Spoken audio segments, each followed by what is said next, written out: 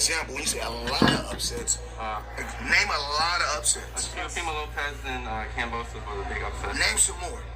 Anthony Joshua and Usyk. That was not an upset. Oh, it wasn't? I mean, when you got two guys with so much experience, like I said before, you got guys with two guys. It's just that Anthony Joshua was on TV, and everybody's seen him. Usyk was a hell of a fighter, a gold medalist, if I'm not mistaken. Yeah, but he was behind the scenes. Two guys with a crazy amateur backgrounds, and one guy is not being seen, and another guy is being seen. Then we call it an upset. No, it's just that he was working behind the scenes, and another guy who was working in front of everybody. Then finally, they had to meet up, and then Anthony Joshua came up short. Those are the words of Floyd Money Mayweather, as he explains that the Usyk Joshua fight was not an upset. Let me counterpunch. I have to agree with Floyd. And people know this was coming. When you're dealing with Oleksandr Usyk wasn't the guy. He wasn't that guy that was promoted, that was pushed there. And, he had all this exposure. He didn't have all that. He had the World Boxing Super Series, okay?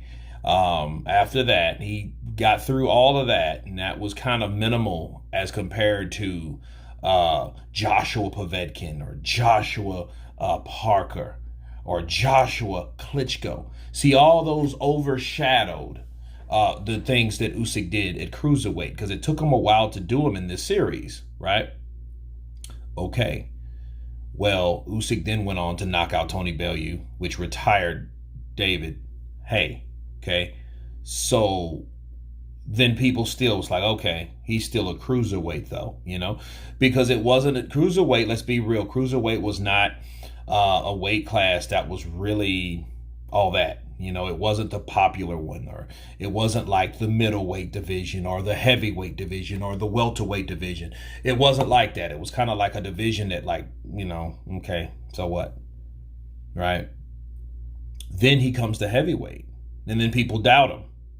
All that skill, all the things that he's done, never been defeated professionally. Those things went down. Okay. And Joshua took a loss in 19. Right? Still, everything was all on Joshua, to see if he was going to come back, to see if he was a hype job, to see if, all this stuff was going to take place with him. And then by comparison, you had Oleksandr Usyk still doing his thing. Right? And then they did meet, and we saw what happened. So, and Floyd, of anybody, should know what it's like to be a smaller fighter that has the talent and moving up and still defeating the guy that's bigger than him. Okay, that's just talent shining through. And that's why Floyd did that. He's like, that's not an upset. Because you pretend an upset would be a guy with 5 losses, Buster Douglas, coming from an undefeated knockout artist, Mike Tyson. That's an upset. An upset would be Andy Ruiz, a fat, tubby dude, already been beat by the guy that Joshua already beat. No brainer. Okay, let's see what happens. What round? Okay, there he gets a knockdown. Oh, wait, whoa. He comes back. He knocks him down. That's an upset. He does it again and again. That's an upset. Okay, so what Floyd is talking about is absolutely on point. Absolutely on point.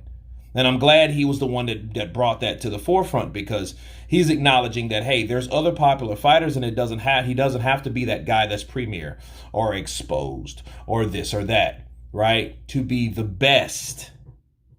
Okay? That's what it comes down to. He doesn't have to be that most popular fighter or sell the most tickets to be better than another guy. It doesn't work that way.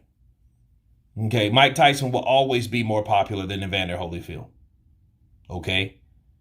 But it was the real deal, Holyfield, right? But to Mike, it's Mike though. It's Mike Tyson. So, what Floyd said, it made a lot of sense.